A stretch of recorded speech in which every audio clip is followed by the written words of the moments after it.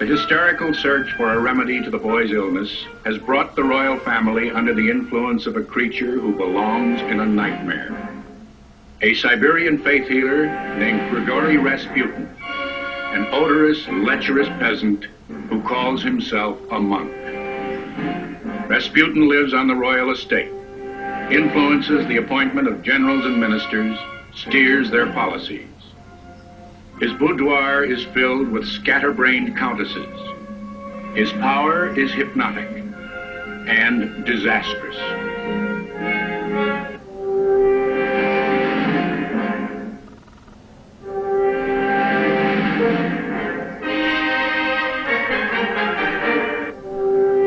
A Russian prince, Felix Yusupov, decides to murder Rasputin as a service to his country. He is assisted by the Grand Duke Dmitri, a young cousin of the Tsar. They find their victim hard to kill. Glass after glass of wine laced with cyanide, and he is still calling for more gypsy songs. Shot at least twice, he is probably still alive when he is finally dropped into the Neva River. The assassins are popular heroes, arrested briefly, never tried. In the Duma, Russia's feeble parliament, demands are made openly for the Tsar's abdication. But the government continues to wrestle with Rasputin's corrupt influence, which is still weirdly alive. His friend, the Minister of the Interior, Alexander Protopopov, keeps giving the Empress psychic messages from the dead monk. Another Rasputin protege, Prime Minister Boris Sturmer, has just been dislodged as a pro-German traitor. Now, in early 1917, banners appear in the streets of Petrograd. Give us bread. Down with the war. No party leads these demonstrations. Even the marchers do not know the revolution has begun.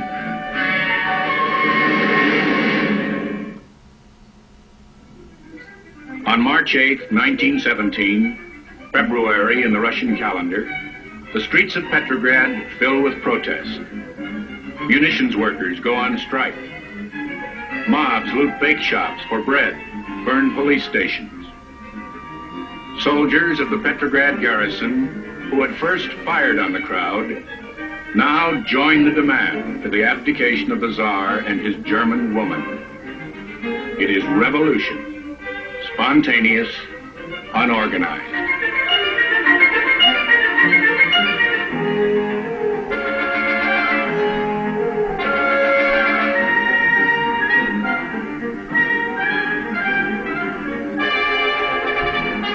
For decades, Russian idealists, Democrats, socialists have dreamed and plotted for a day like this. Now that it has come, the revolution must hunt for leaders. While soldiers stand guard in the corridors, the Duma members hastily form a provisional government. Its nominal chief is an aristocrat, Prince Georgy Lvov. The leadership that has come forth is composed of political moderates.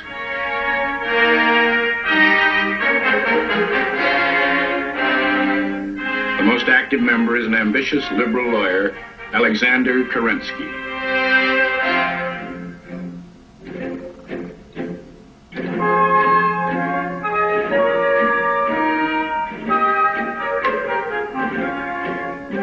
In Moscow, as in Petrograd, troops of the garrison demonstrate their allegiance to the new government.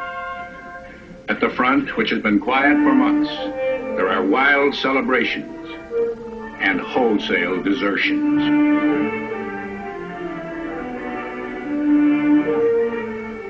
The Tsar and his family are put under guard to prevent assassination or escape. On March 15, 1917, Nicholas abdicates in favor of his brother Michael. At Kerensky's urging, Michael also abdicates.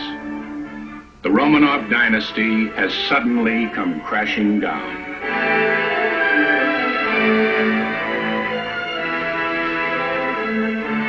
For political prisoners, dissenters against the Tsarist regime, the revolution means freedom. In a move that will prove as faithful as it is generous, Kerensky, as Minister of Justice, permits the left-wing underground to emerge.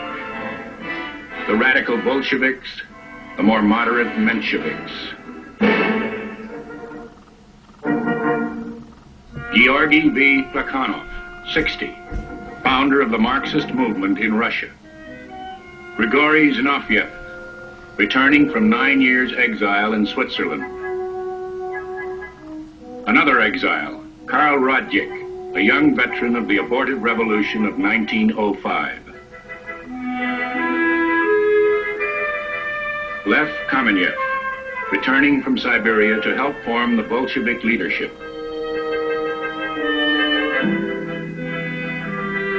Vyacheslav M. Scriabin, 27, known as Molotov, editor of the Bolshevik newspaper Pravda.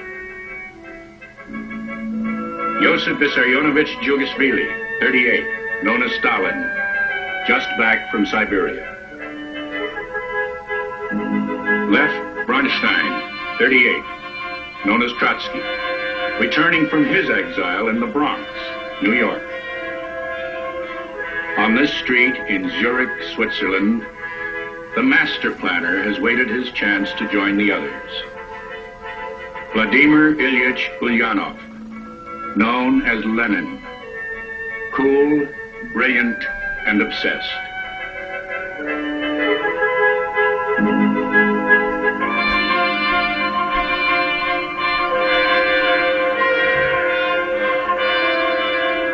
Russia's enemy, Germany, has been giving him money and support through go-betweens. Alexander Helfand, a German spy master, finances Lenin's propaganda for distribution in Russia. Fritz Platen, a Swiss socialist, helps arrange a German scheme to transport Lenin to Petrograd in a sealed train by way of Germany. Lenin and his companion sign a statement saying they go voluntarily. Lenin leaves for Russia in April 1917. The German government is in a hurry. The United States has just entered the war. Russia must be immobilized. Lenin reaches the Finland station in Petrograd on April 16, 1917. Makes a speech to the waiting crowd. Denounces the piratical imperialist war. Attacks the new Russian government. A telegram arrives in Berlin. Lenin is working exactly as we would wish. For the Allies with missions in Petrograd, the revolution is a dilemma. They are relieved to be rid of the corrupt Tsarist regime. They are concerned about keeping the new regime in the war. The United States offers $300 million in loans. President Wilson's special envoy, Elihu Root, a former Secretary of State, presents the terms. No fight, no loans.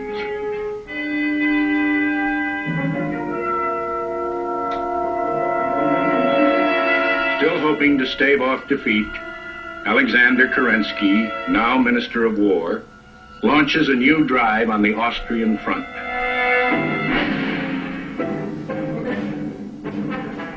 Again, General Brusilov directs the troops. Again, they break the Austrian lines and score an early advance. Again, German guns slow down the attack. This time, the Russian army is finished. The Germans do not even bother to take prisoners. They let them run away. In Petrograd, the news of defeat is received with joy by the Bolsheviks. Through their control of worker and soldier committees called Soviets, Lenin's followers are building a power of their own. On July 17, 1917, opposition erupts.